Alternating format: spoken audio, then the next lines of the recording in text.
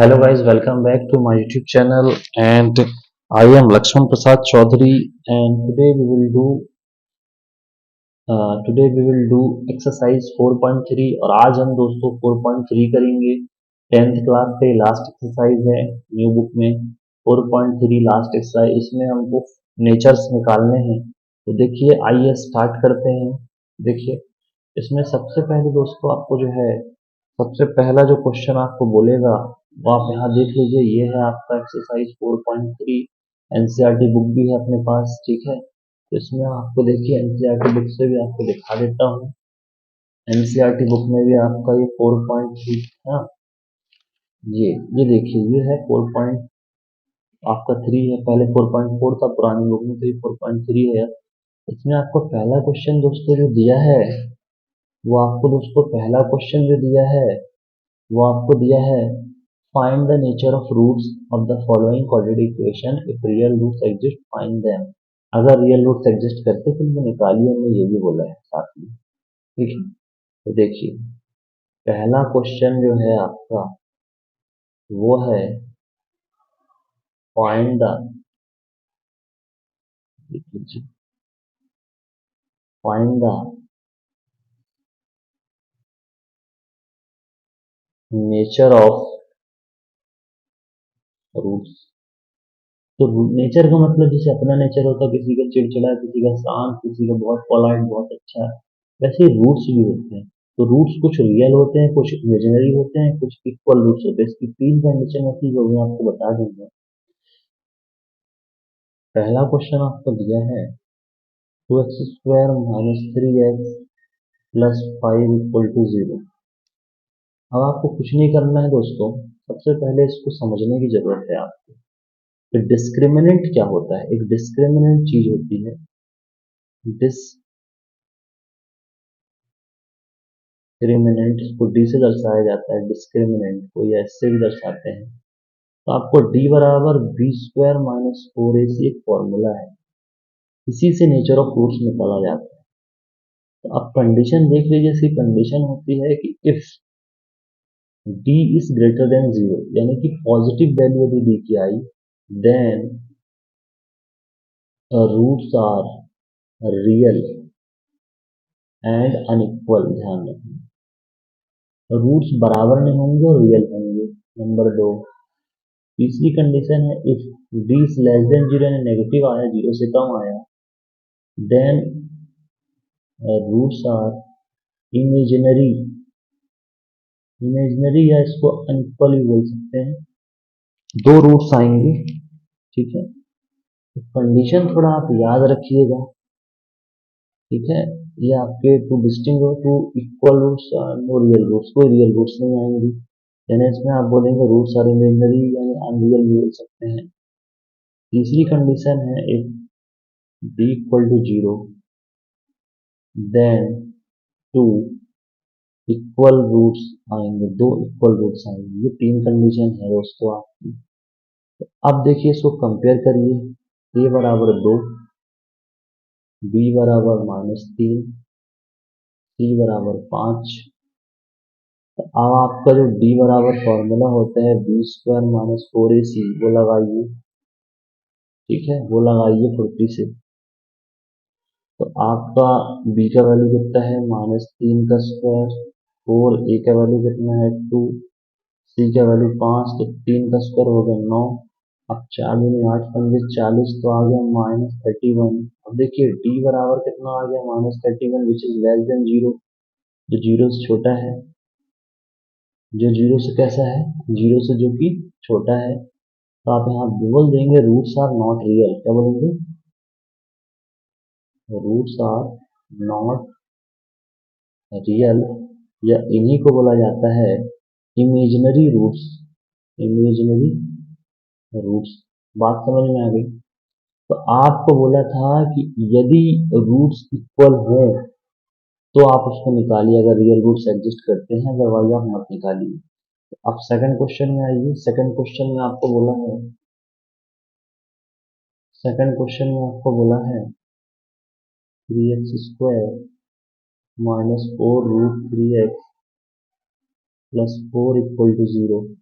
ए की वैल्यू हो गई 3, बी की वैल्यू हो गई -4√3, सी की वैल्यू हो गई 4। ये आपका हो गया सिस्टम पूरा।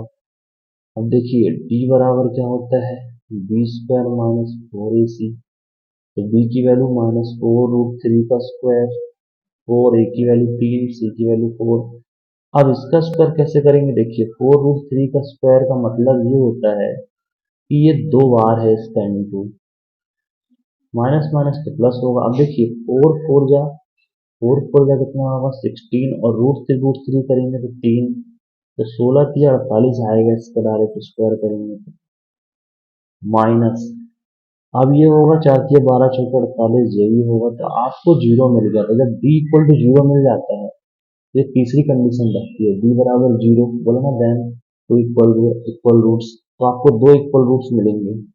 ठीक है, the roots exist and real and equal, क्या बोल रहे हैं, the roots are real and equal. 2 real roots मिलेंगे, इक्वल रूट्स मिलेंगे। ठीक है, अब दूसरा मैटर, इसको निकालते कैसे हैं, फिर वही पंचायत, आपको पता है फॉर्मूला है पूरा लंबा चौड़ा, फॉर्मूला है पूरा उसका लंबा चौड़ा। तो आप कुछ मत करिए, देखिए x बराबर हाउ टू फाइंड रूट्स, तो आपको आ जाएगा -b प्लस माइनस, अब b² -4ac है अपॉन 2a, यही होता है। अब देखिए b² -4 ही तो अभी आपने निकाल के रखा, तो इसको d लिख लीजिए, इसी की वैल्यू तो होती है। तो अब देखिए -b और ये -4√3 और एक माइनस बाहर, प्लस माइनस, अब कितना जाएगा, इसकी वैल्यू कितनी आई 0, और यहाँ 2 इंटू ए की वैल्यू कितनी आई 3, तो टोटल मैटर कितना आएगा 4√3 अपॉन 2 इंटू 3। अब देखो 2 दूनी 4, और यहाँ से ये कैंसिल हुआ तो 2/√3 आया, कितना आएगा 2/2√3 आ रहा है क्या। अच्छा, इतना आने के बाद भी, 2/√3 आने के बाद आप √3 का इंटू कर दीजिए, फिर आ जाएगा 2√3/3, आ गया ये आपका फाइनल आंसर। यही दोनों वैल्यू होंगी अल्फा की भी, और यही होगी बीटा की वैल्यू, दोनों बराबर। तो इस टाइप से आपको करना है। अब दूसरा मैटर ये है कि इसी में आपको एक क्वेश्चन और दिया गया है, अगर आप समझने की कोशिश करेंगे तो इसी में आपको एक क्वेश्चन और दिया है, क्वेश्चन नंबर 3 है वो, 2x² -6x plus 3 equal to 0। तो a बराबर कितना 2, b बराबर -6, c बराबर 3, रखिए भैया d बराबर b² -4ac पे। तो b की वैल्यू है -6 का स्क्वायर, 4, a की वैल्यू 2, c की वैल्यू 3, तो ये होगा 36, 4 दूनी आती है 24, तो आया आपका 12। आपको कितना आ गया 12, जो कि बड़ा है जीरो से, इसका मतलब रियल रूट्स होने चाहिए, अनइक्वल रियल रूट्स होने चाहिए। ठीक है, तो अब आपको फिर वही निकालना पड़ेगा, -b प्लस माइनस, यहाँ d लिख लेते हैं, आपको पता है फॉर्मूले के हिसाब से। फिर ये 2a, माइनस की वैल्यू कितनी है 6, और यहाँ d की वैल्यू कितनी आई 12, और ये 2 इंटू ए की वैल्यू कितनी है 2, तो ये +6 आ जाएगा, प्लस माइनस 12, और ये 4। बस अब इसको आप एक काम कर सकते हैं, इसको लिख सकते हैं 2√2, क्योंकि 12 का जो फैक्टराइजेशन होता है वो होता है 2 इंटू 3, ऐसे ये जोड़ी बनेगी तो ऐसे 2√3 आ जाएगा, जिसकी जोड़ी बनती है बाहर आ जाता है।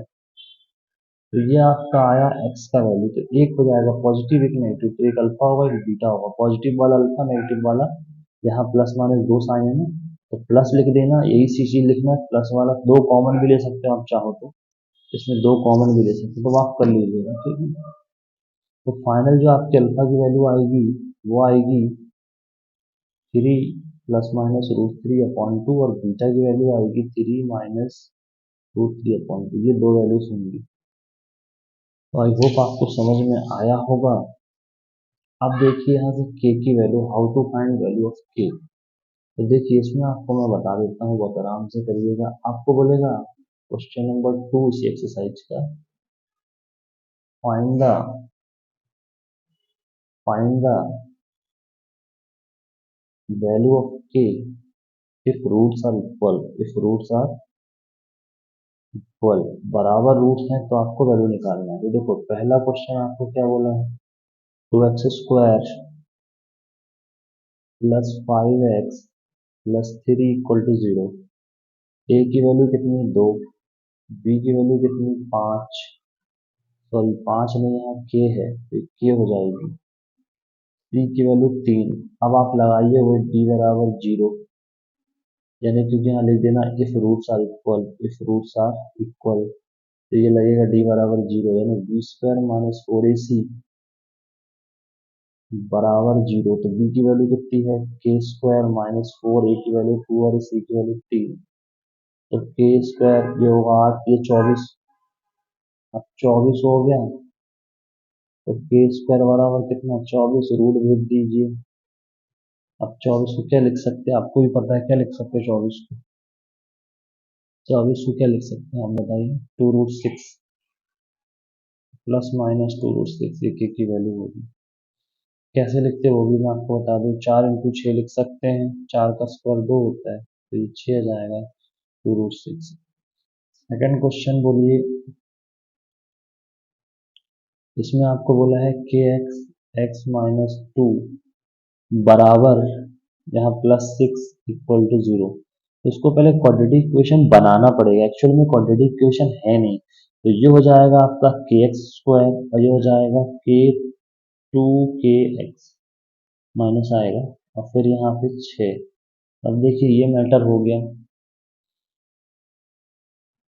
अब आपको अच्छे से पता है इसमें क्या क्या करना है।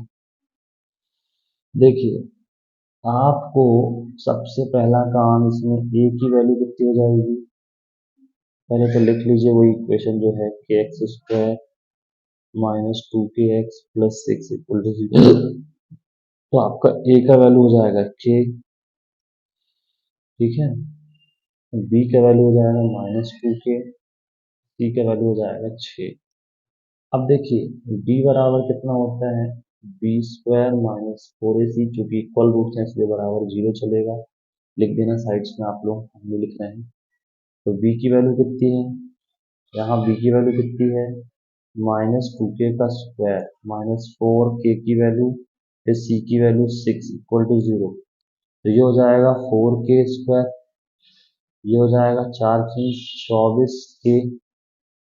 अब यहाँ से 4k कॉमन ले सकते हैं तो बचेगा k, यहाँ 6 इक्वल टू 0, क्योंकि 4×24 आ जाएगा ना, 4k बराबर डायरेक्ट कितना होगा 0, यानी k बराबर कितना होगा 0। अब k माइनस 6 बराबर लेंगे 0, तो यहाँ से k बराबर कितना आएगा 6। तो आपके दो वैल्यूज निकलेंगी, एक k बराबर 6 और दूसरा निकलेगा आपका। तो आई होप आपको समझ में आया होगा। देखिए इसमें कोई दम नहीं है क्वेश्चनों में, बस आपको समझने की जरूरत है, बस आराम से आपको क्या करने की जरूरत है, समझने की जरूरत है। चलिए आई होप आपको समझ में आया होगा। Thank you. अब मैं नेक्स्ट वीडियो में इसके अगले 3 क्वेश्चन कर दूंगा। Thank you very much.